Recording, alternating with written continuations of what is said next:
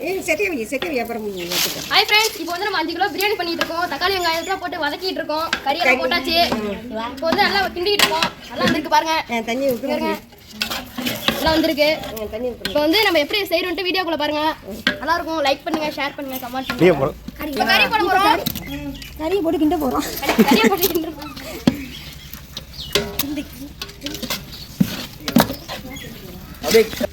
எங்க சிவா மாஸ்டர் வந்து இப்ப சமைச்சிட்டு இருக்காரு.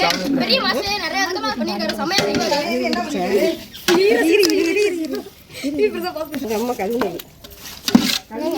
ஸ்டைல்ல தெரியாத மாஸ்டர் ஸ்கின்ற ஸ்டைல்ல தெரியுது மாஸ்டர். மஞ்சள் போடுங்க. மஞ்சள்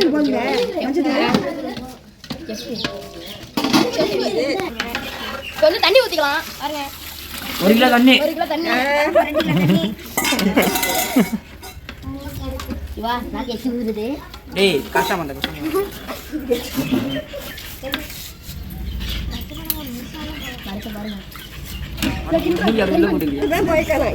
தண்ணி 5 லிட்டர் கிட்ட ஊத்திருப்போம். பாருங்க நல்லா கலர்ஃபுல்லா இருக்கு. பாருங்க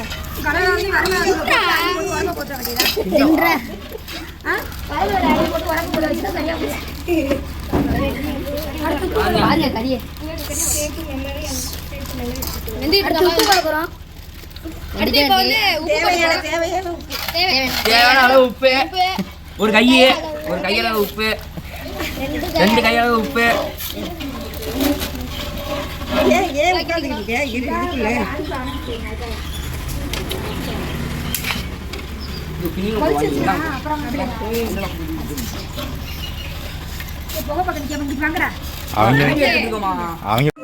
இப்போ வந்து எல்லாம் கொதிச்ச உடனே அரிசி போட்டுட்டோம். அரிசி எடுத்து வரலாம். அரிசி புளிங்கப்பா.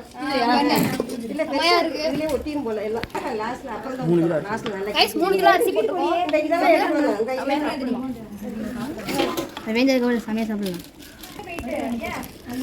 3 கிலோ அரிசி போட்டுருக்கோம். 2 கிலோ கறி போட்டிருக்கோம். அதனால ரெண்டுத்தையும் சேர்த்து 5 கிலோ வந்துடும்.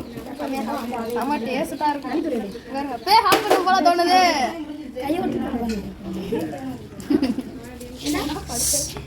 எல்லாத்தையும் போட்டு தம்மெல்லாம் போட்டு பாருங்க. பிரியாணி எல்லாம் டேஸ்டா இருக்கும். அதனால